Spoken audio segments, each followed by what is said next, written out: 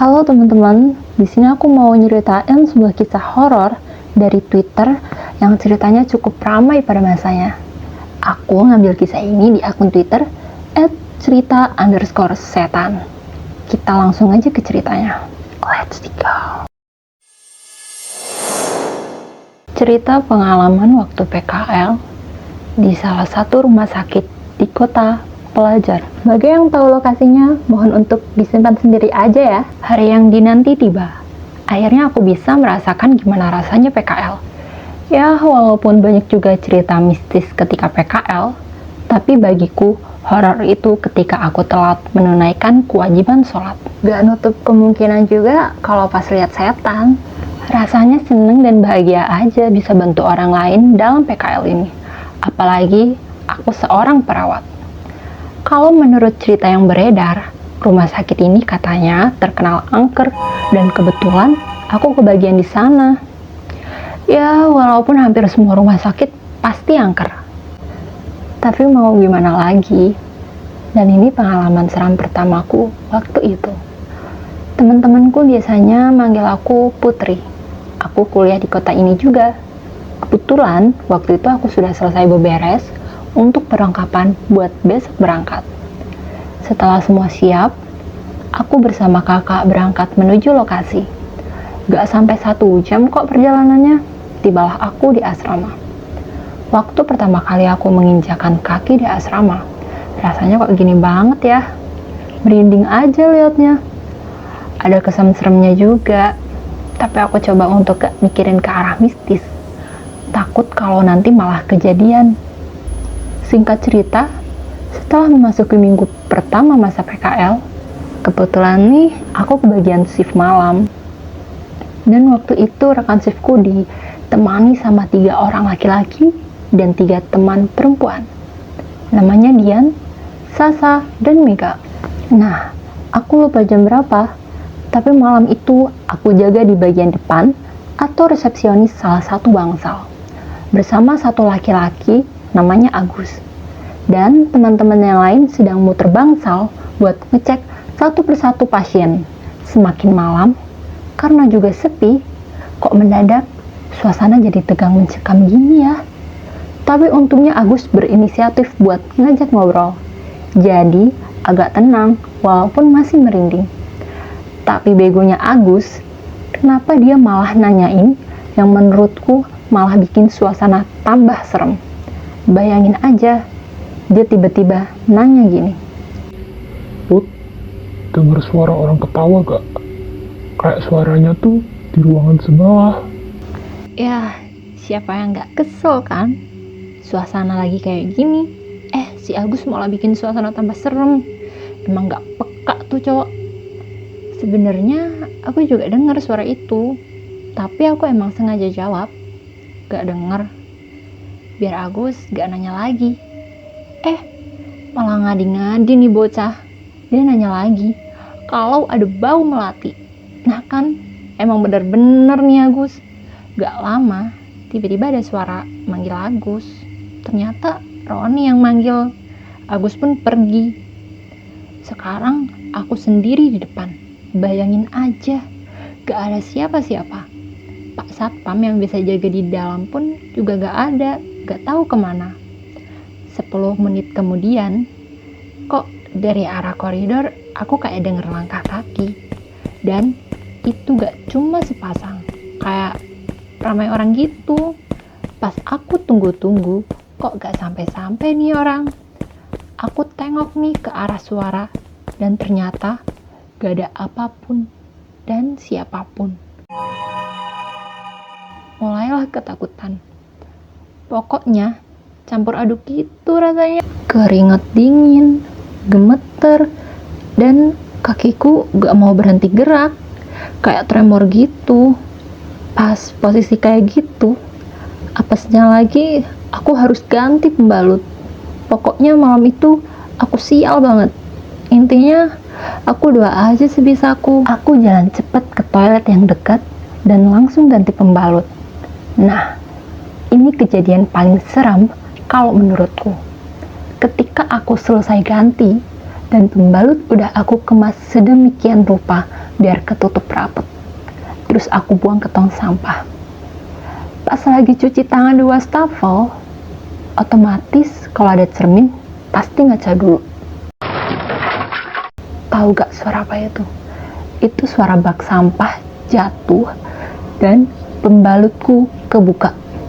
Dan di sana dengan jelas banget aku lihat ada sosok perempuan pakai baju putih, mukanya pucet banget, rambutnya panjang dan mesot, lagi menjilatin pembalutku. Padahal itu aku udah bersihin. Seremnya lagi, pas dia udah ngejilatin gitu, perempuan itu langsung natap ke arahku. Aku bener-bener gak bisa gerak waktu itu.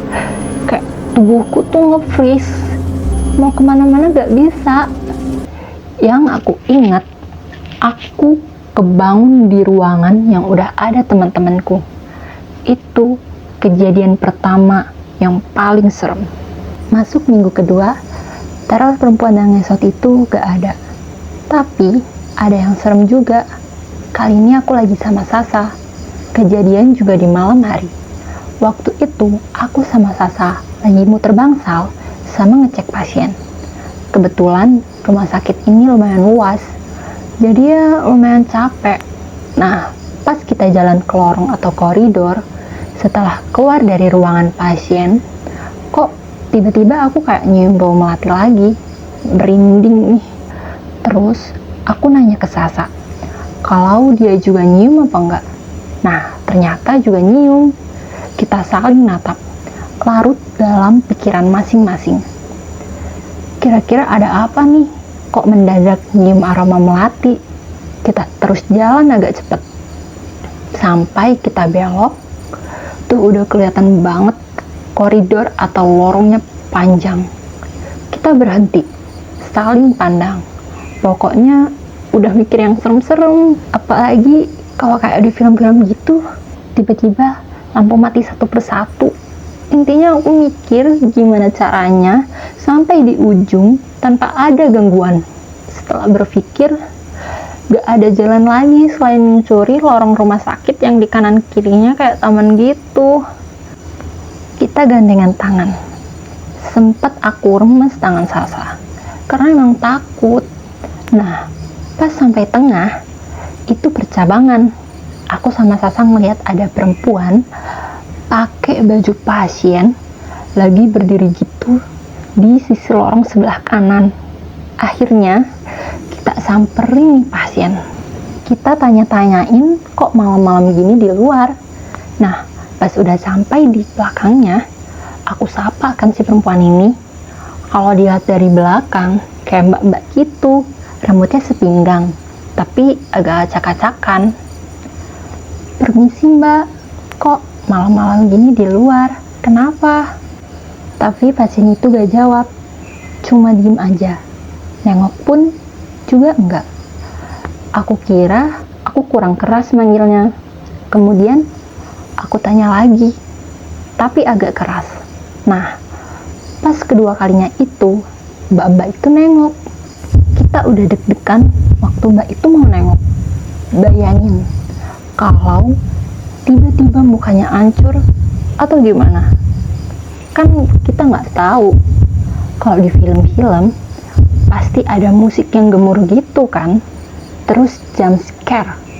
Ini juga sama, detak jantungku deg-degan banget kayak backsoundnya. Terus mbaknya itu entah kenapa nengoknya itu lama banget, kayak ada efek slow mo-nya. Pas udah sepenuhnya nengok, alhamdulillah gak ada yang aneh, cuman kok pucat aja mukanya. Terus aku tanyain kamarnya gimana biar kita antar. Udah gitu mbaknya cuma nunjuk aja ke arah sana, tepatnya ke kiri. Kalau ditarik garis lurus, ujungnya kamar mayat. Tapi kita gak mikir atau gak mungkin juga mbaknya ke sana. Lagian juga gak kelihatan kalau setan. Wika. Tapi aku salah ternyata. Jadi Pas kita nganter mbaknya, jalannya tuh pelan banget.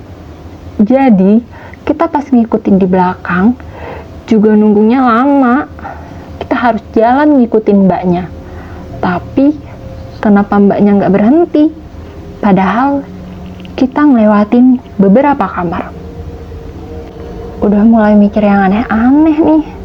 Apa benar ini mau ke kamar mayat? Ternyata bener gila. Si Sasa udah mulai mau nangis tuh. Kelihatan banget matanya yang udah berkaca-kaca. Nah, gak lama juga dari depan tuh kayak ada yang naik sepeda rumah sakit. Ternyata si Agus sama Roni lagi muter juga. Di situ kita mulai lega. Ada temen akhirnya. Tapi anehnya, mereka tuh kayak ketakutan. Jadi nyelonong aja gak manggil atau gimana. Yang bikin aku sama Sasa jadi tambah takut. Pas pandanganku ngikutin mereka nyelonong pakai sepeda gitu, aku lihat banget mukanya tegang, kayak dikejar setan. Pokoknya mencekam banget malam itu. Tiba-tiba aku sama Sasa agak sengaja nabrak mbak yang ada di depan kita. Spontan dong, aku sama Sasa minta maaf. Tapi di sini kita nemuin kejanggalan lagi. Ketika aku dan Sasa nabrak mbak itu, aku bener-bener yakin banget kalau aku nyium aroma busuk. Aku yakin kalau kalian pasti langsung refleks kalau mendadak nyium bau busuk itu, antara kamu nutup hidung atau malah ngendus-ngendus nyari asalnya. Bener kan? Nah, aku juga gitu. Tapi nyengat banget itu, sumpah. Kayak aroma busuk itu ada tepat di depan kita. Kita saling pandang, tapi sama-sama nutup hidung. Jadi, posisinya kita ini di belakang mbaknya persis. Gak lama, mbaknya ketawa. Ketawanya itu manja-manja gimana gitu. Kayak dia tahu kalau kita itu lagi keganggu sama bau itu. Kita mundur pelan-pelan. Aku udah ngerasa gak bener nih. Pas aku punya pikiran kayak gitu, mbaknya nengok. Bener-bener nengok, tapi badannya gak ikut gerak. Cuma kepalanya aja yang berputar ke belakang. Astagfirullah. Sasa ngucap istighfar, tapi kenceng banget. Nah, sialnya, Sasa langsung pingsan. Di situ aku udah gak tahu lagi mau gimana. Yang jelas, pertemanan kita ini lagi diuji. Aku ninggalin Sasa sendiri buat minta tolong ke teman-teman yang lain. Tahu gak cerita selanjutnya? Masih inget aku sama Roni naik sepeda? Aku mau ketawa, takut dosa. Tapi ya emang kenyataannya kayak gitu. Mereka juga pingsan di lorong. Kayaknya mereka tabrakan gitu, terus jatuh semua. Aku bangunin mereka. Untung aja mereka terus sadar. Aku ceritain kejadian barusan. Tapi karena mereka masih dirundung ketakutan, mereka gak berani. Akhirnya kami minta tolong sama Pak Satpam. Sebut aja namanya Pak Basuki. Beliau udah lama kerja di rumah sakit ini. Dan cerita tentang suster ngesot dan perempuan yang aku temui tadi juga emang ada. Pokoknya Pak Basuki ini juga salah satu korban mereka. Singkatnya, kami akhirnya ditemenin Pak Basuki buat nolongin Sasa. Kebetulan Agus yang kuat, karena di antara laki, Agus badannya emang agak atletis, tapi penakut. Setelah dibopong dan dimasukkan ke ruangan perawat, gak lama Sasa sadar setelah digosok pakai minyak kayu putih. Di dalam ruangan itu sampai heboh cerita malam itu, sampai para karyawan yang jaga pun ikut ketakutan. Menjelang pagi, kita balik ke kos. Aku, Sasa, Dian, dan Mega emang sengaja gak mau tinggal di asrama. Kita lebih memilih ngekos, lebih leluasa kalau mau kemana-mana. Sebenarnya masih ada beberapa minggu lagi nih, dan itu semua kita mengalami kejadian seram.